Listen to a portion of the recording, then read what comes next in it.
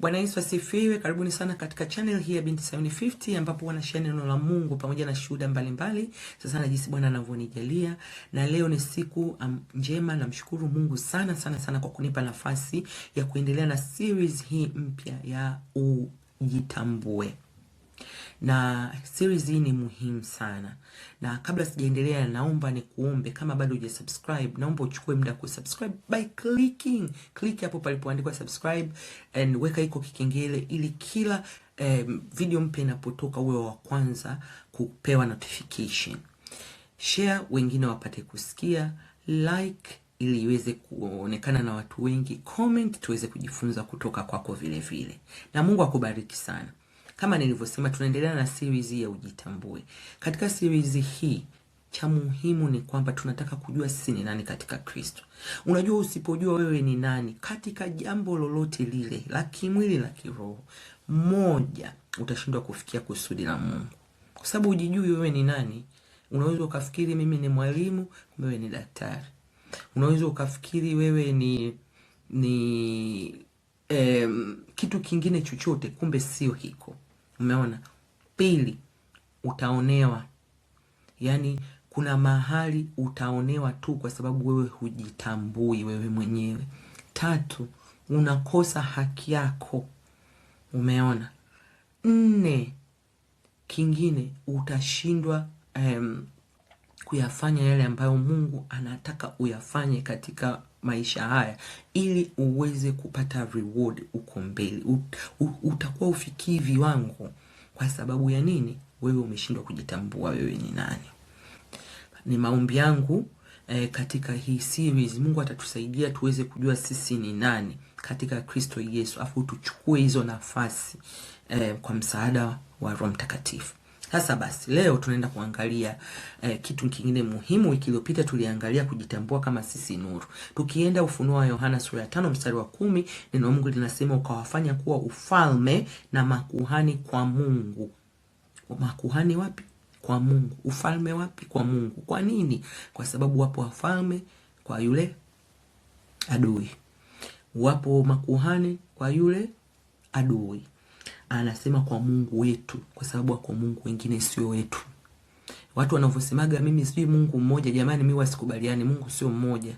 Ingekuwa Mungu mmoja, hii kwenye Biblia tusingewakuta kina Baali, tusingewakuta kina Mungu miungu. Hata neno Mungu linasema kuna miungu, bado wapo. Sio kwamba hii ilikuwa mambo ya watu wa zamani. Mpaka leo hii watu wanaabudu miungu. Mungu wetu ni huyu mmoja, miungu ni mingi. Na neno linasema nao wanamiliki juu ya nchi. Umeona? Jamani, mfalme yoyote lazima amiliki. Lazima awe na sehemu ya kumiliki. Kwa hiyo tuanzie hapa. Kwanza tuangalie mfalme ni nani, na siongelei mfalme ambaye ni ceremonial kama sisi hapa Uingereza. Mfalme wetu ni ceremonial. Maamuzi yote yanafanywa na House of Lords na House of Commons. Yaani haya ni mabunge mawili ambayo tunayo, ndio yanafanya maamuzi yakiongozwa na waziri mkuu. Na nani mfalme anakuwa notified. Hivi ndio kitu tumeamua, tunaomba upige signature, anapiga tu signature. Lakini sio yeye anayeanza na hiyo tuseme kama policy au sheria ikatoka kwa mfalme wa Uingereza afu ndio ipelekwe si haiendi hivyo. Lakini sisi tunajua katika neno la Mungu linasema neno la mfalme ni sheria.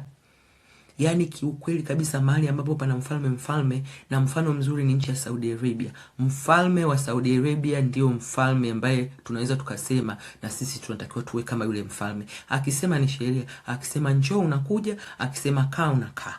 Lakini hapa Uingereza mfalme akisema njoo, tunaenda kulalamika haki za binadamu. Kwa nini kaniambia njoo? Tutalalamika. Akifanya hivi tunasema yaani hata mfalme wa hapa aseme kwa mfano amue tu kuendesha gari akamatwe na high speed, atapelekwa mahakamani kama sisi hapa. Sasa huyo ni mfalme au ceremonial? Point ni kwamba tunatakiwa tuwe wafalme kama Mungu ambavyo ameordain ufalme, kama yeye jinsi alivyo mfalme, kwa sababu sisi tunakuwa mfalme kwa sababu mfalme wa wafalme anatawala. Ndio maana Mungu anaitwa mfalme wa wafalme, kwa sababu anatawala wafalme ambao ni mimi na wewe. Sasa wafalme mimi na wewe, kwanza tunatakiwa tuwe na mahali ambapo tunatawala. Tunatawala wapi? Tunatakiwa tutawale maisha yetu kwanza, tutawale familia zetu, tutawale mahali popote tulipo, na wengine, na kila mmoja wetu anayo mipaka zaidi, wengine midogo, wengine mikubwa, kutokana na Mungu mwenyewe jinsi ambavyo amekugawia mipaka yako. Je, unaijua mipaka yako ni wapi? Haya, tunakuja swala mipaka. Mfalme yote lazima awe na watu. Huwezi kuwa mfalme unatawala nothing. Huwezi kuwa mfalme unatawala vitu, unatawala wanyama. Hauna kitu chochote unachokitawala. Tunatakiwa tutawale watu. Tunatakiwa tuwatawale na tuwaongoze. Tuwaongoze katika kweli na haki, kwa sababu ufalme wa Mungu ni wa kweli na haki. Na sisi vile vile tunatakiwa tuwatawale watu katika kweli na haki, na kuwaongoza katika kweli na haki. Je, tunafanya hivyo? Mfalme unayeniangalia, unafanya hivyo? Mfalme mimi, je, nafanya hivyo? Haya. Kuna vile vile mfalme lazima awe na mamlaka na nguvu ya kutawala. Unajua kuna tofauti kati ya mamlaka na nguvu. Unamwona polisi, yule polisi akiwa tu na bunduki bila mamlaka ni kibaka. Kwa sababu kibaka, hata kibaka yoyote hao wezi wale wanaokuja na mabunduki wanayo nguvu lakini hawana mamlaka. Umeona? Kwa hiyo mimi na wewe tumepewa mamlaka. Bwana Yesu anasema nimewapa mamlaka kukanyaga nge na nyoka. Kwa hiyo sisi tuna mamlaka, sio vibaka. Shetani ndo kibaka. Yeye ndo kajipa mwenyewe mamlaka ya kuiba, kuharibu na kuchinja, lakini Bwana Yesu alikuja ili tuwe na uzima wa milele. Kwa hiyo na neno la Mungu linatuambia kwamba kushindana kwetu sio kwa damu na nyama, bali kwa falme.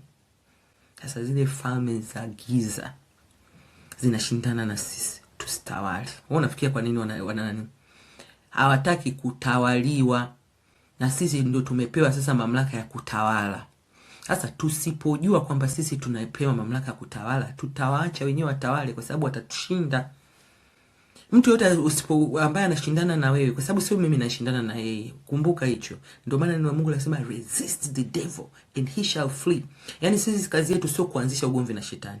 Shetani ndio anayekuja. Akija you resist. Anashindana na wewe. Wewe hujashindana naye. Wewe upo unamwabudu Mungu wako, yeye anashindana na wewe. Lakini neno Mungu linatuambia tuvae nini? Tuvae silaha, tusimame. Kwa sababu tutakapovaa silaha na tutakaposimama, shetani hawezi akakushinda. Kwa hiyo ujumbe wetu wa leo kuhusu ufalme, wapendwa, tunatakiwa tujue sisi ni wafalme. Tukatae mahali popote ambapo adui anajaribu kuiba mipaka yetu, kwa sababu mahali popote ambapo pana umiliki na utawala, pana kuaga na adui anataka kukupunguzia umiliki wako, utawala wako. Ndio maana unaona nchi zinapigana kila siku, haziachi kupigana. Kwa sababu gani? Ni shida ya umiliki na utawala. Sasa hivi tunaona Ukraine na Urusi. Urusi anataka kuitawala Ukraine. Urusi anataka ile land ya Ukraine. Umeona? Lakini Ukraine wanakataa. Na ndio sisi, umeona? Na sisi ni vivyo hivyo. Tunatakiwa tukatae shetani kututawala, tukatae shetani kutaka kuiba vitu ambavyo Mungu ametupa. Familia alizotupa, watoto aliotupa, ndoa alizotupa, vitu alivyotupa, mamlaka aliotupa, huduma Mungu alizotupa. Adui anataka aibe, achinje, aharibu. Na sisi tunatakiwa tusimame, tupingane naye. Na kama hivyo tunavyosema, kwa vile sisi ni wafalme, neno letu linatakiwa liwe sheria. Tuwe waangalifu sana wapendwa, kama nilivyosema hapo nyuma, kwamba neno la mfalme ni sheria. Basi sisi wafalme, hebu tuseme maneno ambayo yanakuwa sheria, ambayo inatusaidia sisi kutawala, kumiliki na kuongoza. Sababu saa nyingine tunaongea kiholela holela. Na tunapoongea kiholela holela, tunampa mamlaka na nguvu yule adui ambaye anasubiri tu utrip over yeye aanze kutawala na kumiliki. Basi Mungu atusaidie tuweze kuendelea kujua na kuendelea kutufundisha na tuendelee kufahamu sisi ni nani katika Kristo. wewe ni mfalme. Lakini huo mstari niliosoma unatuambia sisi ni priests, sisi ni makuhani. Kuhani kazi yake ni upatanisho wa mwanadamu na Mungu. Sisi ni wapatanishi. Tunatakiwa kwanza sisi wenyewe tuhakikishe, kwa sababu hata ukiangalia kule nyuma makuhani walikuwa kwanza wanajipatanisha wao na Mungu kabla hajaenda kwenye ibada ya kuwapatanisha watu na Mungu. Na sisi vile vile hatuwezi tukawa makuhani ikiwa sisi tuko mbali na Mungu, ikiwa sisi hatupatani na Mungu, ikiwa sisi mahusiano yetu na Mungu ni ya shagala bagala. Tunatakiwa tupatane na Mungu kwanza. Tukishafanya hiyo ibada ya kupatana na Mungu, tunawapatanisha wengine. Tunawapatanishaje wengine?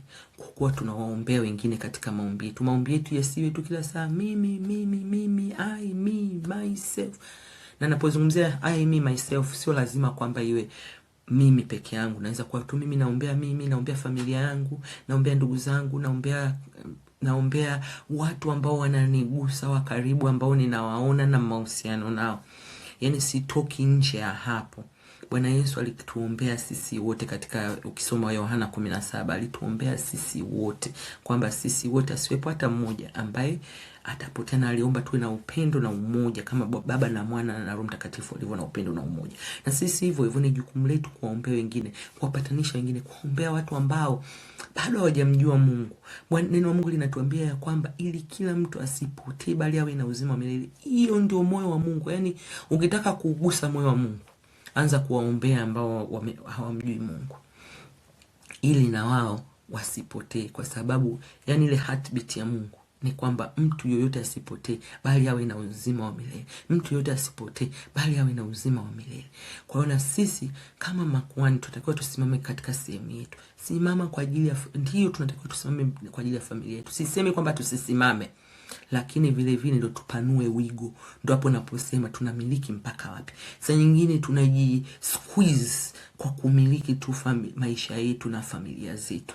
Lakini kama Mungu angetupa macho ya kuona kwamba bado ipo sehemu kubwa ya sisi kumiliki, tunapoenda kuombea kanisa, tunapoenda kuombea ulimwengu, tunapoenda kuombea kizazi hiki chote, kwamba hiki kizazi kimjue Mungu, hiki kizazi kirudi kwa Mungu, hiki kizazi ki experience nini unaitwa ule